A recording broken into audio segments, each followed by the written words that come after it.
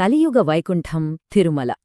అక్కడ కొలువైన శ్రీ వెంకటేశ్వరస్వామి మహిమలు మనందరికీ తెలిసిందే. కానీ కొన్ని అద్భుతాలు, కొన్ని రహస్యాలు ఉన్నాయి. అవి ఇప్పటికీ సైన్స్కే ఒక పెద్ద సవాలు విసురుతున్నాయి.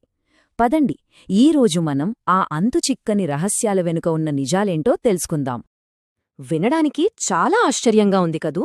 తిరుమల కొండమీద భూకంపాలు అస్సలు రావా? ఇది కేవలం గుడ్డి నమ్మకమా, లేకపోతే దీని వెనుక మనకు తెలియని ఏదైనా సైంటిఫిక్ రీజన్ ఉందా? పదండి, ఈ మిస్టరీని ఛేదిద్దాం. అసలు విషయమేంటంటే, ఆ వెంకటాద్రి పర్వతం వయస్సు 1 కాదు 2 కాదు, అక్షరాల 210 కోట్ల సంవత్సరాలు. అంటే భూమిమీద మనిషి పుట్టడానికి కొన్ని వందల కోట్ల సంవత్సరాల ముందే ఈ కొండ ఏర్పడింది. ఇది మామూలు కొండ కాదు, మన భూగోళం చరిత్రకే ఒక సజీవ సాక్షి. సైంటిస్టులు కూడా ఈ కొండను చూసి ఆశ్చర్యపోయారు. దీనికి ఒక ప్రత్యేకమైన పేరు కూడా పెట్టారు, టాఫట్ అన్కన్ఫర్మ్డ్ అని. సింపుల్గా చెప్పాలంటే ఈ కొండ రాళ్ళు న్యాచురల్గా షాక్ ప్రూఫ్ అన్నమాట. అంటే ఇవి భూకంపాలను తట్టుకునే ఒక సహజ కవచంలా పనిచేస్తాయి. అందుకే అక్కడ భూకంపాల ప్రభావం దాదాపుగా 0. దీనికి రుజువు కావాలా? తిరుమలలోనే ఉంది 120 కోట్ల ఏళ్లనాటి సహజ శిలాతోరణం. ఇన్ని కోట్ల సంవత్సరాలుగా ఎన్నో తుఫానులను, ఎన్నో ప్రకృతి వైపరీత్యాలను తట్టుకుని ఇప్పటికీ చెక్కు చెదరకుండా నిలబడింది. ఈ పర్వతం ఎంత స్థిరమైనదో చెప్పటానికి ఇంతకంటే గొప్ప ఉదాహరణ ఇంకేం కావాలి? ఇది మనం చెప్పుకుంటున్న మాటలు కాదు. మన ఇస్రో, చివరికి నాసా లాంటి ప్రపంచస్థాయి సంస్థలు కూడా ఈ కొండ ప్రత్యేకతను గుర్తించి ధృవీకరించాయి. ఇది మన పూర్వీకుల నమ్మకాలకు సైన్స్ ఇచ్చిన ఒక పెద్ద సర్టిఫికెట్ లాంటిది. సరే, అంత స్ట్రాంగ్ పర్వతం మీద మన పూర్వీకులు ఒక అద్భుతమైన కట్టడాన్ని నిర్మించారు. అదే తిరుమల ఆలయం. ఇప్పుడు ఆ పురాతన ఇంజనీరింగ్ అద్భుతం గురించి తెలుసుకుందాం. ఒక్కసారి ఆలోచించండి.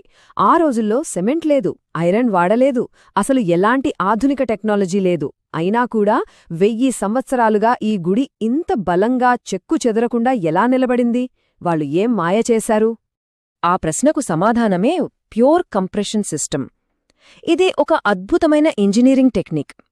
దీని ప్రకారం పైన ఉన్న నిర్మాణం యొక్క మొత్తం బరువుని ఆ మందపాటి గోడల ద్వారా నేరుగా కింద ఉన్న బలమైన పునాదులోకి పంపిస్తారు. దీనివల్ల బిల్డింగ్కి విపరీతమైన స్టెబిలిటీ వస్తుంది. ఆ రోజుల్లో వాళ్లు వాడిన పద్ధతి ఎంత గొప్పదో చూడండి. ముందుగా చాలా గట్టిగా ఉన్న రాతిని పునాది కోసం ఎంచుకున్నారు. ఆ తర్వాత పెద్ద పెద్ద గ్రానైట్ రాళ్లను ఒకదానికొకటి ఇంటర్లాక్ అయ్యేలా పేర్చుకుంటూ వెళ్లారు. గోడల మందం కూడా 5 నుంచి 6 అడుగులు ఉండేలా కట్టారు. దీనివల్ల పైన ఉండే గోపురం బరువు మొత్తం గోడల ద్వారా నేరుగా పునాదిలోకి వెళ్ళిపోతుంది.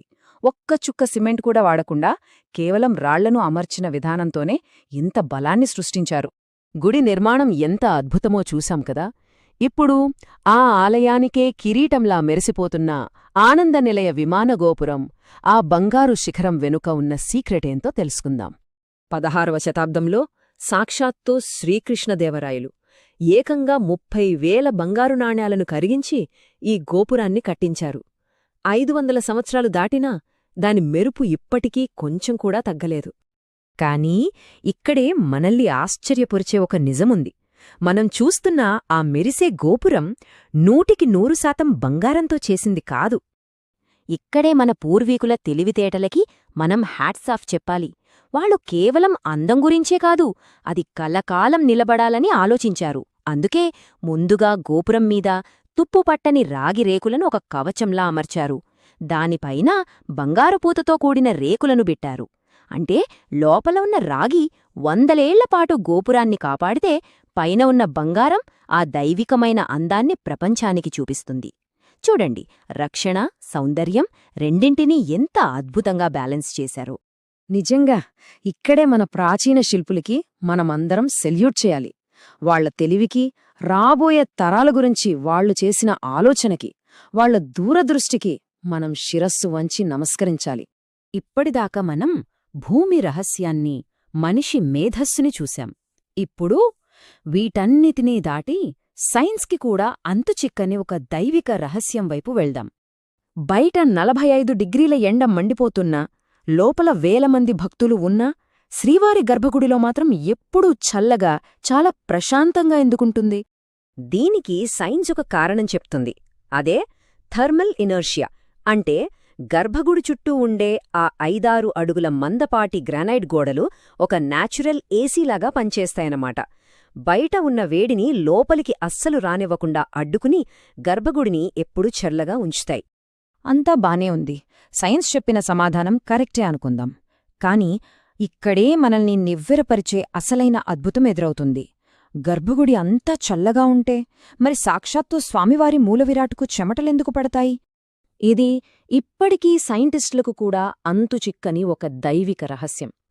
బహుశా కొన్నిసార్లు సైన్స్ ఎక్కడైతే ఆగిపోతుందో అక్కడునుంచే విశ్వాసం మొదలవుతుందేమో. ఆ అద్భుతమైన అనుభూతే తిరుమల.